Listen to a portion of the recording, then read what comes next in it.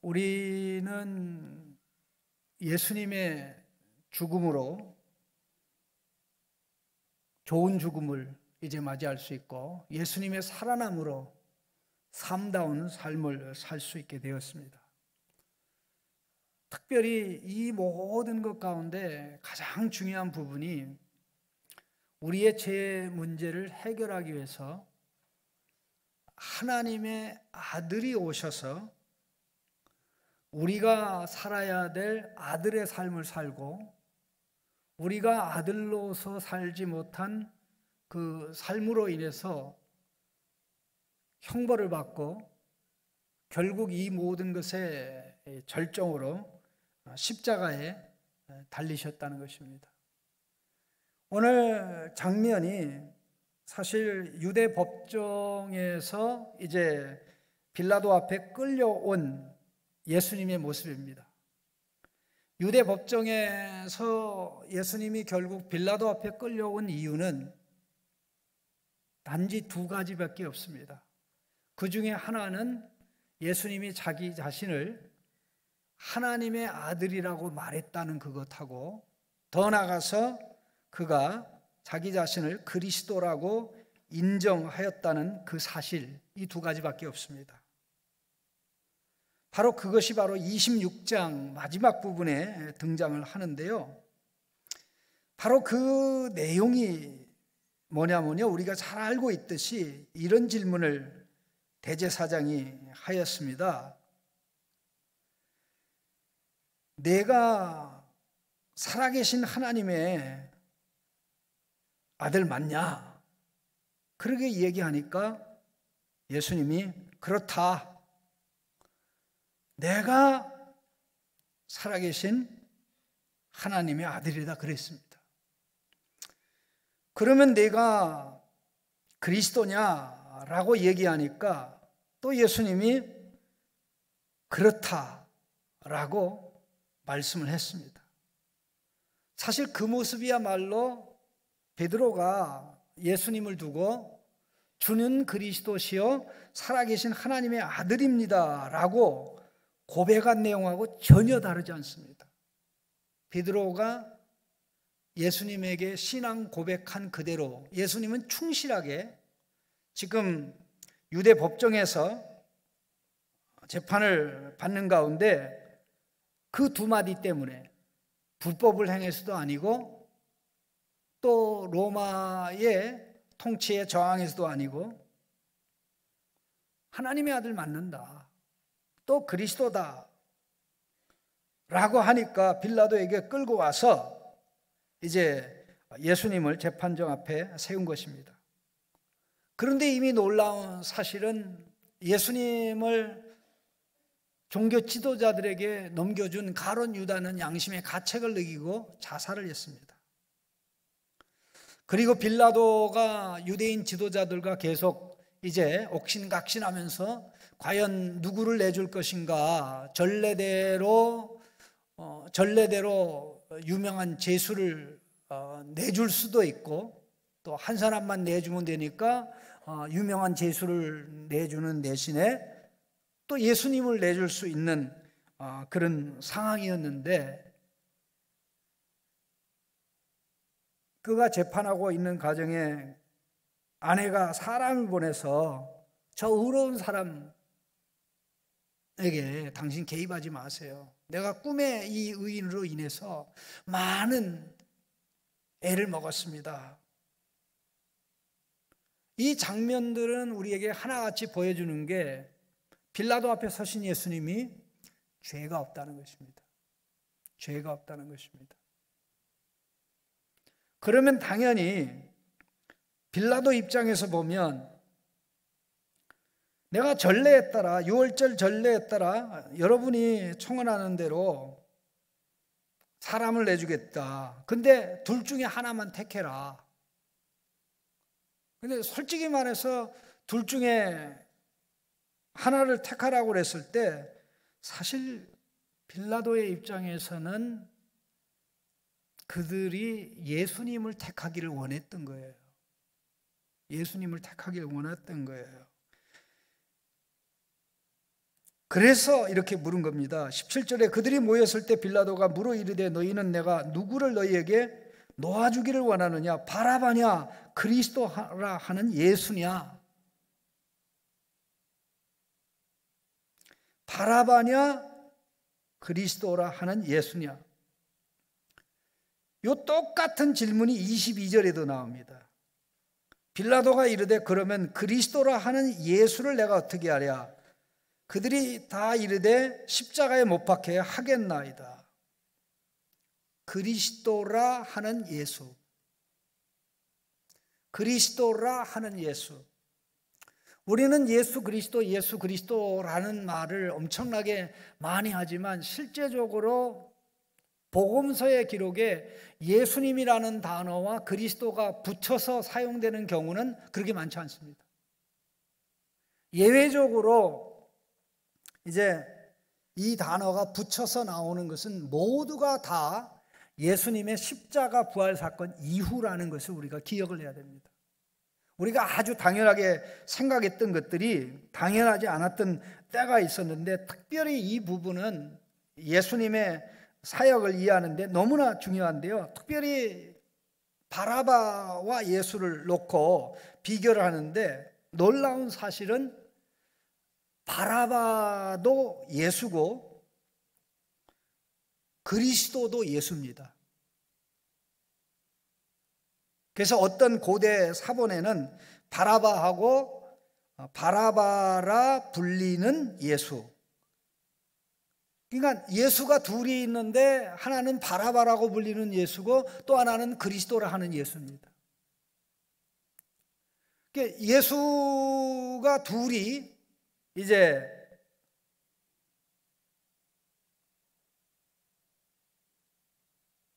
석방의 후보로 올라가 있는 것입니다.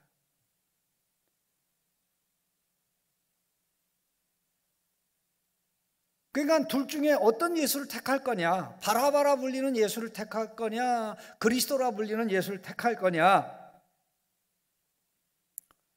그리스도라 불리는 예수를 택하면 바라바 예수는 죽을 것입니다. 자, 그러면 인간 상식에 의하면 어떻게 돼야 됩니까? 인간 상식에 의하면 모든 사람들은 지금 재판정 앞에 모든 광경을 기다리고 있는 사람들은 누구? 바라바 예수를 택해야 됩니까? 그리스도라 불리는 예수를 택해야 됩니까?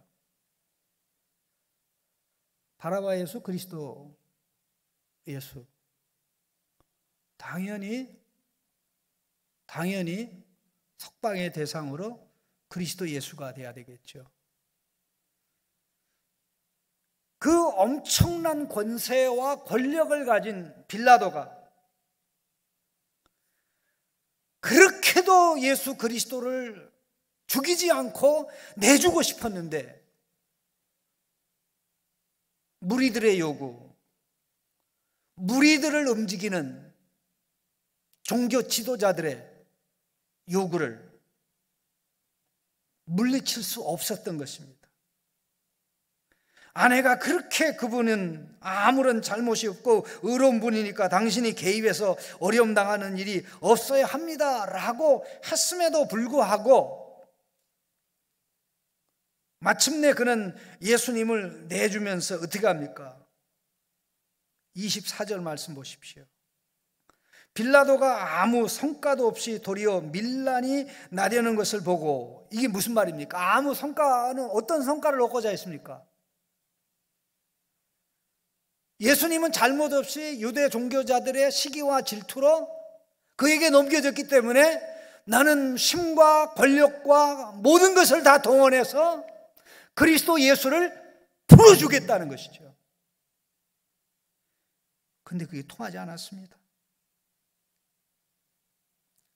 그들의 요구를 들어주지 않으면 밀란이 일어나게 되는데 이것은 로마가 엄격한 법으로 다스리는, 그러면 밀란이 일어나는 것을 방치한 대가로 빌라도는 자기의 생명을 유지하기가 어렵습니다.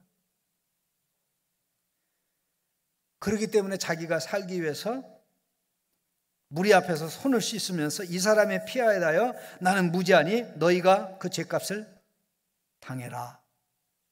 그렇게 하고 마지못해 넘겨주었던 것입니다.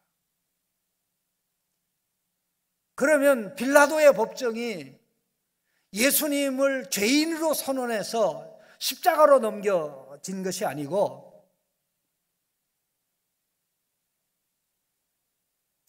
하나님의 놀라운 계획과 섭리에 의해서 예수님이 십자가에 넘겨졌다는 것입니다.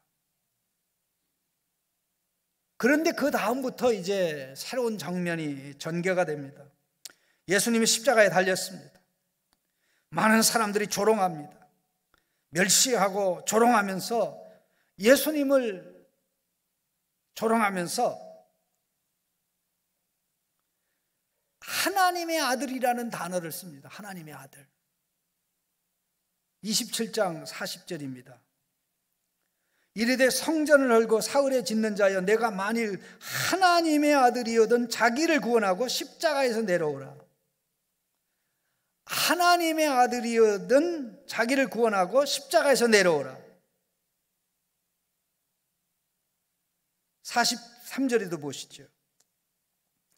그가 하나님을 신뢰하니 하나님이 원하시면 이제 그를 구원하실지라. 그의 말이 나는 하나님의 아들이라 하였도다. 하나님의 아들이 맞으면 너를 구원해라. 너를 구원하는 방법은 십자가에서 내려오는 거다. 하나님을 너가 신뢰하니 하나님이 원하시면 너를 구원할 거야. 내가 하나님의 아들이라고 그랬잖아. 그러니까 이 외침은 무슨 외침이냐면요, 너는 십자가에서 안 내려오기 때문에 하나님의 아들이 아니야. 너는 너를 구원할 수 없기 때문에 하나님의 아들이 아니야. 너는 십자가에서 내려와야 하나님의 아들이야. 십자가에서 내려와서 너를 구원해야 우리를 구원할 수 있어. 그런데 이 소리가요, 사람을 통해서 난 사탄의 소리입니다. 사람의 입을 통해서 나타난 사탄의 요구였습니다. 사탄은 사람들이 이렇게 모두가 다 하나 되어 예수님에게 너 왜 그렇게 고생하고 있어? 하나님의 아들이라고 그랬잖아. 하나님의 아들이면 거기서 고생하면 안 되지. 하나님의 아들이면 저렇게 비참한 상황에 있으면 안 되지. 하나님의 아들인 게 사실이면 내려와. 하나님의 아들에게는 고통이 없고 하나님의 아들에게는 조롱과 멸시가 없고 하나님의 아들에게는 영광과 권세가 있는데 너 하나님의 아들이 아닌 거 맞지? 이게 왜 사탄의 소리냐면요, 예수님이 사역을 시작할 때 세례를 받으시고 세례를 받을 때 어떤 일이 일어났습니까? 하늘에서 음성이 들렸습니다. 너는 내 사랑하는 아들이요 내가 너를 기뻐한다. 하나님의 아들입니다. 또 내가 너를 기뻐한다. 하나님의 아들이 메시아 그리스도의 신분과 직책을 가지고 오신 것입니다. 그에게 성령이 임했습니다. 이제 광야로 가셨습니다. 성령이 걸려 광야로 가셨습니다. 근데 광야에서 예수님이 40일 동안 금식하셨습니다. 금식이 끝나자 최고의 배고픔에 절정에 있을 때 사단이 찾아왔습니다. 첫 번째 시험, 두 번째 시험, 세 번째 시험을 냈는데 첫 번째 시험하는 말에도 내가 하나님의 아들이거든. 두 번째 시험을 할 때도 내가 하나님의 아들이거든. 첫 번째 시험에 내가 하나님의 아들이거든. 이 돌을 떡으로 만들어 먹어라. 하나님의 아들이 이렇게 고생하면 안 되지. 성전 꼭대기로 이끌어가서 내가 하나님의 아들이거든. 여기서 떨어지라. 그러면 하나님께서 성경에 말씀하신 것과 같이 그의 천사를 보내리니 네 발이 돌에 부딪히지 않게 하리라. 시편 91편의 말씀을 인용을 해서 그렇게 했던 겁니다. 사탄의 머릿속에는, 사탄의 생각 속에는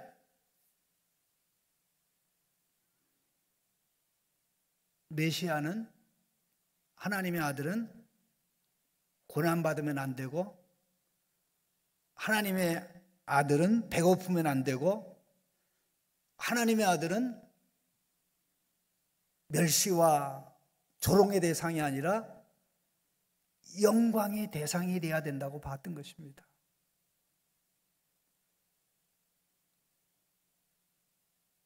그러니까 사탄의 입장에서는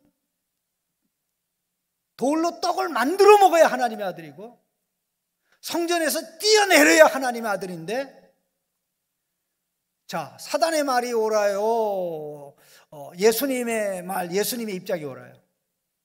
사단의 말대로 해야 예수님이 하나님의 아들이고 하나님의 존귀한 아들입니까? 예수님께서 하나님의 말씀대로 하나님의 아들로, 하나님의 아들의 지위를 상실한 인간을 구원하기 위해서 고난의 길을 가야 그게 하나님의 아들입니까? 다시 바나바 이야기로 돌아가십시다. 이 바나바가 왜 나옵니까? 이 바나바가 예수님 대신 풀려난 이것은 마태, 마가, 누가, 요한복음에 다 나옵니다. 바나바가 풀려난 것이 너무나 중요하기 때문에 나오는 것입니다. 풀려난 바나바가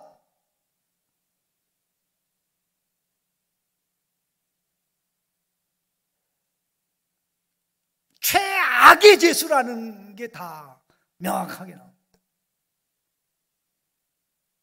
누구도 용납하고 받을 수 없는,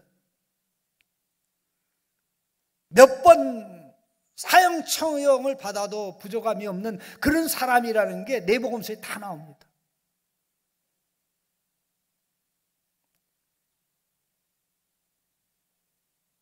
바라바를 향해서 모두가 다 죄인이라고 얘기합니다. 살인범이라고 얘기합니다. 흉악범이라고 얘기합니다. 죄로 유명하다고 얘기합니다. 그런데 예수님은 의인이요, 하나님의 참 아들이요, 신실한 하나님 아버지의 뜻에 따라 내가 너를 사랑하고 기뻐한다, 내가 너를 사랑하고 기뻐한다 하는 하나님 아버지의 말이 빈말이 아니었습니다. 왜요? 하나님 아버지의 사랑의 대상으로, 사랑받는 아들로 아버지를 사랑하고 아버지의 뜻대로 모든 것을 다 해왔습니다. 예수님 십자가에 달리기 전에 마지막 밤 겟세마네 동산에서 뭐 하셨습니까? 뭐라고 기도하셨습니까? 아버지. 아버지라고 부르는 주인공은 누굽니까? 아들이죠. 아버지. 이 아들이 고난의 잔을 마셔야 됩니까? 아버지의 뜻, 당신의 뜻대로 되길 원합니다. 아들아, 그 외에는 길이 없어. 나의 모든 아들들이 죄에 빠져 있기 때문에 네가 마지막 소망이야.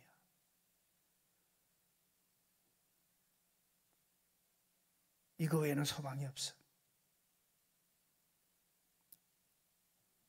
바나바는요,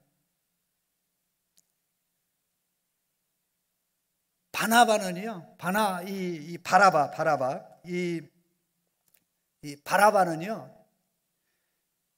발이라는 단어에다가 아바라는 단어가 붙여진 겁니다. 발아바예요. 아바, 좀 더 정확하게는 아빠입니다. 발아빠예요. 발아빠. 아빠. 이 한국말의 아이들이 쓰는 아빠라는 단어와 헬라말의 아이들이 아버지에 대한 애칭으로 사용하는 아빠라는 단어가 똑같아요. 발음이 똑같아요. 아빠, 아빠, 아빠 똑같아요. 이게 사랑하는 아버지를 부르는 애칭이 아빠거든요. 아빠, 아빠. 그러니까 바알 아빠거든요. 바라바가 뭐냐면 바알 아빠. 사랑하는 아버지의 아들이란 뜻이에요. 그러면 마태복음을 전체를 다 읽는 이 성도들이, 우리들이 그야말로 진짜 바라바는 누굽니까? 하나님의 사랑과 기쁨이 대상이 되는 예수 그리스도밖에 없죠. 하나님의 사랑과 기쁨이 대상이 되는 예수 그리스도가 진짜 바라바죠. 그리고 이 가짜 바라바는 역사적인 인물, 운 좋게 예수님 대신 풀려난 그 사람이 아니고, 그 사람을 통해서 하나님이 우리에게 알려주시는 말씀이 있는데, 죄악에 빠진 하나님의 아들, 딸들, 영적인 바라바들, 영적인 바라바들의 구원을 위해서 하나님의 참아들이 고통과 시련을 당한 겁니다. 그러면 성경의 역사를 쭉 한번 훑어보세요. 어떻게 보면 성경은 두 아들의 역사라고 해도 과언이 아닐 것입니다. 첫 번째 두 아들의 이야기가 나오는 것이 누굽니까? 아담의 두 아들 이야기죠. 근데 아담의 두 아들 가운데서 구원자가 나왔습니까? 안 나왔습니까? 네, 아담의 두 아들 가운데서 구원자가 나올 수가 없죠. 가인이 아벨을 죽였어요. 그리고 상당 기간 슬픔 가운데 지내다가 하나님이 대안으로 셋을 주셨죠. 그래서 셋에게서부터 경건한 가문이 시작이 됩니다. 하나님의 거룩한 씨앗이 시작돼서 노아로 연결되고, 노아에게서 결국 아브라함으로 연결되고, 아브라함에서 이삭, 야곱을 거쳐 이스라엘이 되고, 그 이스라엘에서 유다 지파의 지도자가 나오고 왕이 나오고, 그 유다 지파에서 다윗이 나오고, 다윗의 왕가가 세워져서 마침내 구원의 라인이 이어지게 됩니다. 그러면 가만히 다시 한번 생각해 보세요. 또 아들에 관한 이야기가 예수님이 마지막 주간에 예루살렘에서 하신 이야기 중에 나옵니다. 종교 지도자들이 예수님에게 나와서 이야기합니다. 너가 성전에서 이렇게 하는 게 누구 권세로 하는 거냐? 그러니까 예수님이 그들에게 질문을 했습니다. 세례 요한이 그렇게 세례를 베푸는 게 사람의 뜻으로 한 거냐, 하늘의 권세로 한 거냐라고 물어보면서 너희들이 이 질문에 대답을 하면 내가 답을 하겠다, 그렇게 했는데 그들은 답을 알면서도 대답을 안 했어요. 왜냐하면 대답하게 되면 그들이 올무에 빠집니다. 그러니까 예수님이 자네들이 대답을 안 하니까 나도 대답을 안 한다. 좀 더 정확하게는 그들이 모른다고 얘기했어요. 그러니까 예수님도 너희들이 모르니까 나도 몰라, 그렇게 얘기한 게 아니고, 나는 너희들이 내 대답을 들을 자격을 상실했기 때문에 말하지 않겠다고 하면서 바로 이어서 하신 말씀이 어느 집에 두 아들이 있는데 아들에게 야, 너 포도원에 가서 일해. 그랬더니 아들이 예, 가겠습니다. 그러고는 안 갔다는 거예요. 그러자 당황한 아버지는 둘째 아들에게 가서 이야기하기를 야, 네 큰형이 간다는데 안 갔다. 너 좀 가라. 그러니까 아니 뭐 형도 안 가는데 내가 왜 가냐고. 나 싫어요. 그러다가 회개하고 돌이키고 갔다는 것입니다. 자, 그럼 두 아들이 있어요. 자, 두 아들 중에 어떤 아들이 가장 이상적인 아들입니까? 이상적인 아들은 없어요. 둘 다 사고 치는 아들이지요. 예? 한다고 그랬다 안 하고. 그러면 이상적인 아들은 없어도 그래도 차선이 되는 아들은 어떤 아들입니까? 돌이켜 회개하는 아들이죠. 그게 바로 죄를 깨닫고 돌아와 예수 그리스도를 믿는 하나님의 아들, 딸들을 이야기하는 것입니다. 그러면 이 두 아들 가운데 구원자가 될 수 있는 사람은 없죠. 자, 그럼 또 한번 생각해 보십시다. 누가복음 15장에 보면 두 아들의 이야기가 나옵니다. 엄마는 안 나와요. 아버지가 있고 두 아들이 있는데 아들이 날이면 날마다 아버지 좀 재산 좀 나눠주세요. 상속 좀 해주세요. 나 집에 사는 거 지겨워 죽겠어요. 나 좀 아버지 더 이상 못 살 것 같아요. 빈털터리로 못 나가니까 재산 주세요. 그렇게 다 오랜 세월에 거지가 돼가지고 돌아왔을 때 아버지가 받아주죠. 그러나 집을 떠나지 않은 그 장남이 있습니다. 집을 떠나지 않고 아버지와 함께 있었던 이 아들은 둘째 아들이 자기 동생이죠. 돌아왔을 때 이제 심성을 부리기 시작합니다. 아버지가 나를 종으로 부려먹었다고, 아버지는 나를 아들 대우를 안 했다고 하면서 이제 땡깡을 부리면서 아버지를 공개적으로 모욕하고 수치를 당하게 합니다. 자, 이 두 아들, 어느 아들이 제대로 된 아들이에요? 없어요. 소망이 없어요.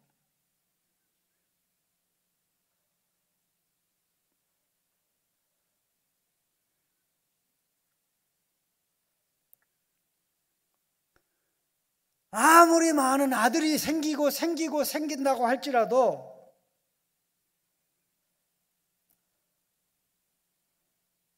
아담에게서 나오는 아들들은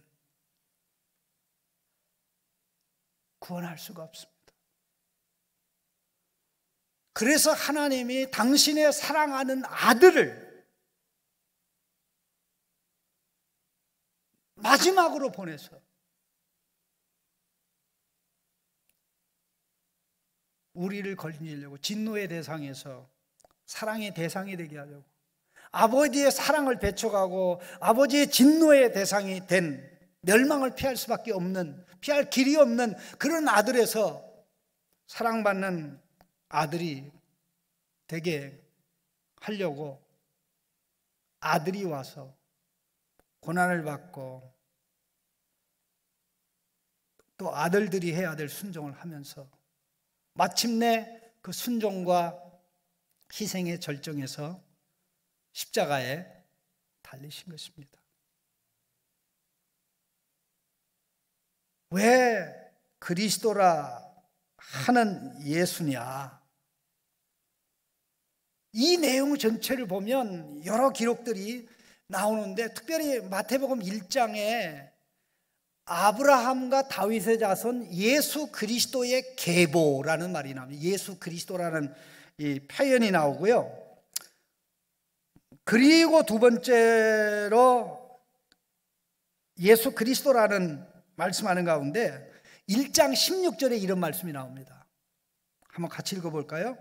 야곱은 마리아의 남편 요셉을 낳았으니 마리아에게서 그리스도라 칭하는 예수가 나시니라. 이게 그리스도라 칭하는, 그리스도라 하는, 똑같은 히브리 헬라어로는 똑같은 단어 표현입니다. 그리스도라는 예수. 1장 21절에 뭐라고 되어 있습니까? 예수 그리스도의 나심은 이러하니, 이렇게 되어 있고요. 그 다음에 1장 23절에 어떻게 되어 있습니까? 아들을 낳으리니 이름을 예수라 하라. 이는 그가 자기 백성을 그들의 죄에서 구원할 자이심이라 하니라. 그리고 나서 어떤 일이 터집니까? 예수님을 잡아 죽이려고 헤롯이 혈안이 되죠. 예수님을 잡아 죽이려고 혈안이 되죠. 그래서 천사의 지시에 따라 애굽으로 피신 가죠. 그러면서 하는 말씀이, 이는 성경에 예언된 바와 같이 하나님께서 자기 아들을 애굽에서 부르셨도다 그랬습니다.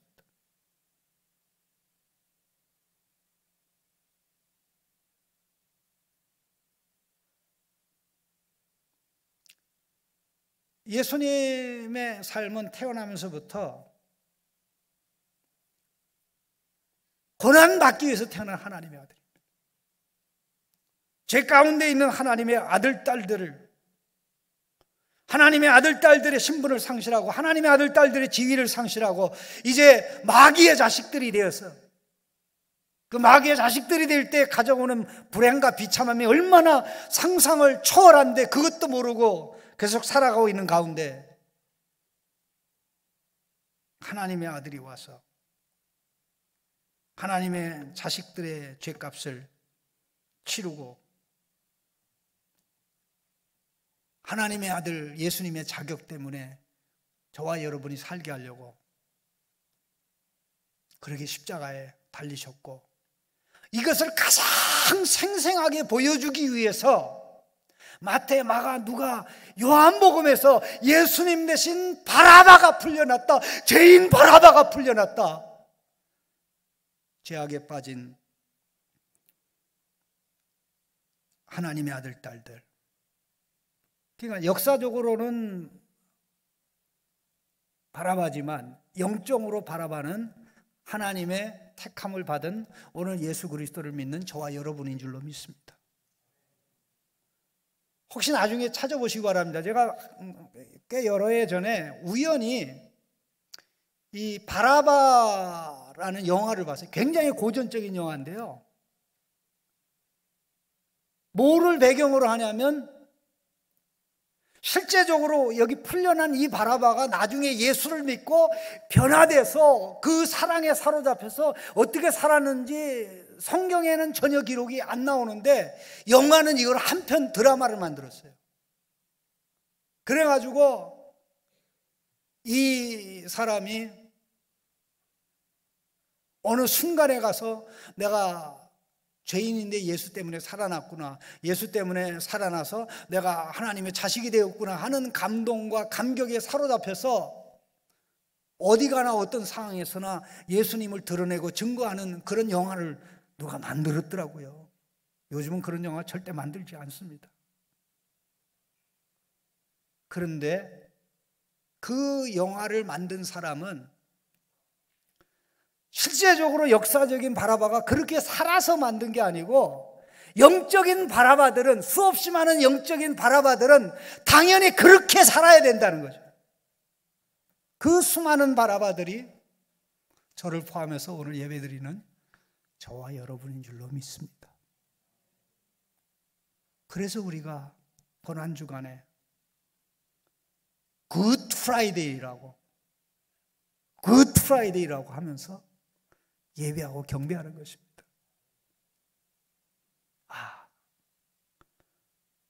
내가 예수님 때문에 하나님의 자식의 자격을 회복했구나. 진노의 대상에서 사랑의 대상이 됐구나. 멸망의 대상에서 영생의 대상이 됐구나. 내가 이 사랑을 누리면서 예수님이 사랑을 받은 것처럼, 예수님이 하나님 아버지의 기쁨이 대상이 되는 것처럼 나도 그렇게 살아야지 그런 각오를 하고 가슴에 결단하면서 보내는 시간이 고난주간이고, 그러한 결단을 하는 가운데 부활의 기쁨이 넘쳐왔을 때 그야말로 우리는 예수 생명이 우리 안에 박동하는 대로 사랑받으니 행복하고, 하나님이 기뻐하니 행복하고, 또 사랑받아 사랑하니 기쁘고, 또 하나님이 나를 기뻐하니 내가 하나님을 기뻐해서 더 기뻐지는, 그래서 사랑 기쁨 이것이 우리 안에 갇혀져 있는 게 아니라 성삼위 하나님의 사랑이 우리에게 다가오듯이 우리가 예수님 때문에 누리는 이 사랑과 기쁨이 사람들에게 퍼져나가서 예수 그리스도 안에서만 살만 나고 예수 그리스도 안에서만 살아야 될 이유가 있는,